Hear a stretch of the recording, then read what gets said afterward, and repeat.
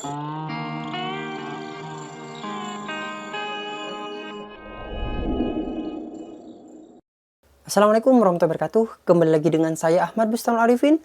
Pada kesempatan kali ini saya akan mencoba untuk menjelaskan atau melanjutkan informasi yang telah saya sampaikan sebelumnya kepada Bapak Ibu semua tentang aturan Kemenpan RB nomor 649 tahun 2023 yang mengatur terkait dengan adanya seleksi CASN untuk P3K guru di tahun 2023 ini, yang dimana Bapak Ibu sudah hitungan hari nih untuk proses pendaftaran P3K tenaga guru tersebut. Sebelum kita ke informasi, alangkah baiknya Bapak Ibu bisa like, comment, share, dan subscribe channel saya. Kemudian Bapak Ibu juga bisa join grup Telegram saya di STTRD by Channel, atau Bapak Ibu juga bisa follow TikTok dan Instagram saya di @abarifin_. Kali ini Abah Channel telah memiliki sebuah website yang Bapak Ibu bisa kunjungi nantinya di www.abahchannel.com. Serta seandainya jika Bapak Ibu berkontribusi pulsa pada Abah Channel ini, Bapak Ibu bisa kirimkan pulsa, nomornya berikut di bawah ini. Jika Bapak Ibu berkenan tentunya. Langsung saja kita simak dan kita bahas informasinya berikut ini. Nah, pada sebelumnya saya telah menjelaskan kepada Bapak Ibu semua tentang seleksi P3K guru di tahun 2023 sesuai dengan Kemenpan RB ini. Dan saat ini saya akan melanjutkan diktum ke-12 dan selanjutnya. Kalau misalnya diktum 1 sampai dengan diktum ke-11 itu menyangkut terkait dengan kualifikasi ijazah dan juga terkait dengan kriteria seleksi CASN untuk P3K guru. Bapak Ibu misalnya belum melihat, silahkan cek di kolom deskripsi di bawah, akan saya cantumkan rincian dari per part-partnya atau per bagian-bagiannya. Nah, sekarang kita langsung masuk pada diktum ke-12. Di sini Bapak Ibu bisa lihat sendiri. Diktum ke-12, pelamar lowongan kebutuhan P3K jabatan fungsional guru tahun anggaran 2023 didahulukan secara berurutan bagi. Nah, ini nantinya Bapak Ibu berurutan. Jadi akan diprioritaskan terlebih dahulu. Yang pertama adalah pelamar prioritas, B adalah XTK 2, dan C adalah guru non-ASN di sekolah negeri, D pelamar pada kebutuhan umum sebagaimana dimaksud pada diktum ke-6. Nah, di sini Bapak Ibu bisa lihat A, prioritas ini bagi yang kemarin lulus P, passing grade. Jadi pelamar prioritas ini adalah passing grade. XTK 2 ini adalah yang masuk di database. Setelah itu guru non-ASN dan juga kebutuhan umum sebagaimana dimaksud pada diktum ke-6. Nah, diktum ke-6 itu adalah kriteria pelamar pada penetapan kebutuhan umum, yaitu lulusan pendidikan profesi PPG yang terdaftar pada pangkalan database kelulusan pendidikan profesi guru Kementerian Pendidikan, Kebudayaan, Riset, dan Teknologi, dan guru yang terdaftar di Dapodik Kementerian Pendidikan, Riset, dan Teknologi. Jadi dalam artian di sini misalnya Bapak Ibu masuk pada pangkalan Dapodik itu bisa mengikuti dengan kategori umum, cuman untuk di sini Bapak Ibu semua pengurutannya itu masuk pada yang keempat, di mana pelamar kebutuhan umum sebagaimana dimaksud. Jadi yang lulus PPG, kemudian yang di sini juga dia adalah masuk Dapodik, itu masuk pada diktum ke-12 ini. Sedangkan untuk ke-13 adalah seleksi P3K jabatan fungsional guru terdiri dari, nah ini Bapak Ibu perlu dilihat nantinya, seleksi administrasi dan seleksi kompetensi. Jadi nantinya di sini ada dua seleksi, yaitu administrasi dan juga kompetensi.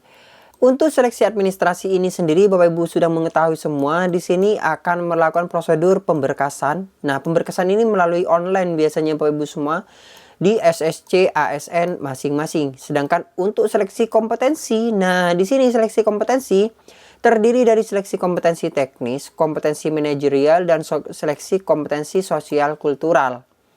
Jadi ini sama dengan yang kemarin Bapak Ibu semua.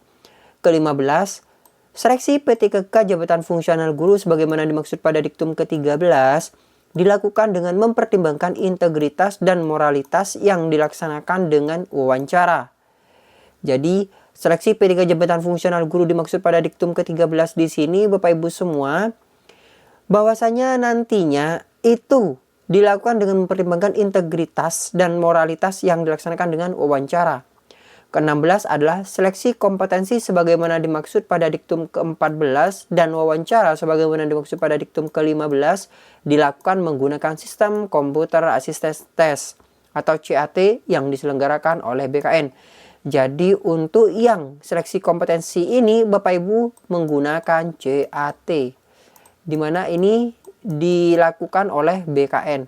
ke-17, seleksi kompetensi dan wawancara bagi pelamar prioritas menggunakan hasil seleksi P3K Jabatan Fungsional Guru tahun 2021. Nah, seleksi kompetensi dan wawancara bagi pelamar prioritas menggunakan hasil seleksi P3K Jabatan Fungsional Guru tahun 2021. Nah, seperti apa Mas pelamar prioritas tersebut? Sudah dijelaskan bahwasannya pelamar prioritas ini adalah bagi lulusan yang tahun 2021, kemudian di situ nilainya adalah P. Nah, ini termasuk kategori prioritas. Nah, P bukan L ya Bapak Ibu. P saja, passing grade saja tapi tidak lulus. Ini masuk di kategori prioritas. Bagaimana dengan kategori prioritas tersebut? Kita cek seperti apa nantinya. Ke-8, instansi daerah dapat melaksanakan seleksi kompetensi teknis tambahan selain CAT BKN. Ke-19, bobot nilai seleksi kompetensi teknis tambahan sebagaimana dimaksud pada diktum ke-18 sebesar 30% dari nilai kompetensi teknis secara keseluruhan. Nih, coba kita ulangi. Bobot nilai seleksi kompetensi teknis tambahan. Nah, misalnya mengadakan seleksi kompetensi teknis tambahan nih di luar CAT BKN di sini Bapak Ibu, maka di sini dimaksud pada itu sebesar 30 mendapatkan nilai sebesar 30% kompetensi teknis secara keseluruhan. Jadi mendapatkan nilai sebesar 30%-nya Bapak Ibu semua. Kemudian ke-20, seleksi kompetensi teknis tambahan selain CAT BKN sebagai dimaksud pada diktum ke-18 berpedoman pada petunjuk teknis seleksi yang disusun oleh Kementerian Pendidikan, Kebudayaan, Riset, dan Teknologi. Ke-20, dalam hal instansi melaksanakan seleksi kompetensi teknis tambahan sebagaimana dimaksud pada diktum ke-18, instansi wajib menyampaikan kepada Kementerian Pendidikan, Kebudayaan, Riset, dan Teknologi dengan tembusan kepada Menteri dan Kepala BKN. Ke-20 adalah materi seleksi kompetensi sebagaimana dimaksud pada diktum ke-14 dan wawancara sebagaimana diktum ke-15 meliputi, nah ini materinya nantinya Bapak Ibu, yaitu materi uji kompetensi teknisnya. Materi kompetensi teknis bertujuan untuk menilai penguasaan, pengetahuan, keterampilan, dan sikap atau perilaku yang dapat diamati, diukur, dan dikembangkan yang spesifik berkaitan dengan bidang teknis jabatannya. B. Materi kompetensi manajerial bertujuan untuk menilai komitmen, kemampuan, dan perilaku individu dalam berorganisasi yang dapat diamati dan diukur meliputi kompetensi.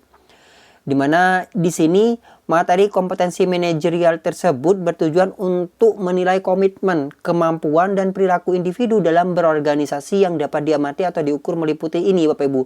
Jadi pengukuran dari kompetensi manajerial tersebut. 1. Integritas, 2. Kerjasama, 3. Komunikasi, 4. Orientasi pada hasil, 5. Pelayanan publik, 6. Pengembangan diri dan orang lain, 7. Mengelola perubahan, dan 8. Pengambilan keputusan. Jadi inilah orientasi yang akan diujikan pada sistem CAT nantinya di manajerial, kompetensi manajerialnya. Selanjutnya, materi kompetensi sosial kultural bertujuan untuk menilai pengetahuan dan sikap terkait dengan pengalaman berinteraksi dengan masyarakat majemuk yang memiliki keberagaman dalam hal agama, suku dan budaya, perilaku, wawasan kebangsaan, etika, nilai-nilai moral, emosi, dan prinsip yang harus dipenuhi setiap pemegang jabatan untuk memperoleh hasil kerja sesuai dengan peran dan fungsi dan jabatan. Dalam peran pemangku jabatan sebagai perekat bangsa yang memiliki kepekaan terhadap keberagaman, kemampuan berhubungan sosial, kepekaan terhadap pentingnya persatuan, dan 4. Empati. D. Materi wawancara dengan menggali informasi non-kognitif yang bertujuan untuk menilai integritas dan moralitas meliputi beberapa aspek yaitu kejujuran, komitmen, keadilan, etika, dan kepatuhan. Ke-23 adalah seleksi kompetensi teknis, manajerial, dan sosial kultural dilaksanakan dalam durasi 120 menit. Jadi durasinya adalah 120 menit dan dikecualikan bagi penyandang disabilitas netra yang melamar pada kebutuhan khusus disabilitas dilaksanakan durasi 150 menit. Ke-24 adalah wawancara dilaksanakan dalam durasi waktu 10 menit dan dikecualikan bagi penyandang disabilitas netra yang melamar pada kebutuhan khusus disabilitas dilaksanakan dalam durasi 15 menit. Jadi seperti itulah Bapak Ibu semua terkait dengan materi kompetensi yang akan diujikan pada saat Bapak Ibu mengikuti seleksi CASN di tahun 2023 ini. Oleh sebab itu mulai saat ini Bapak Ibu bisa mencari referensi-referensi baik dari internet, YouTube dan sebagainya yang memang kevalitannya itu bisa dimaksimalkan meskipun tidak 100% karena soal itu selalu berubah-ubah. Dan kita pun ketika masuk pada ruangan dari seleksi kompetensi itu tidak boleh memfoto ataupun merekam dan sebagainya. Oleh sebab itu untuk bocoran soalnya pasti sangat dirahasiakan. Dan bagi Bapak Ibu tinggal bisa belajar menyesuaikan dengan aturan edaran yang baru dari Kemenpan RB tersebut. Nah, mungkin sekian informasi kali ini yaitu diktum ke-12 sampai dengan diktum di sini diktum ke-22. Untuk selanjutnya saya akan informasikan lebih lanjut kepada Bapak Ibu semua tentang pembobotan nilai dan juga berapa nilai-nilai pada masing-masing kategori tersebut. Oleh sebab itu pantau terus Abah Channel ini karena Abah Channel akan selalu menemani Bapak Ibu dalam mencari sebuah informasi. Bagi yang belum subscribe channel ini, aktifkan notifikasinya. Wassalamualaikum warahmatullahi wabarakatuh.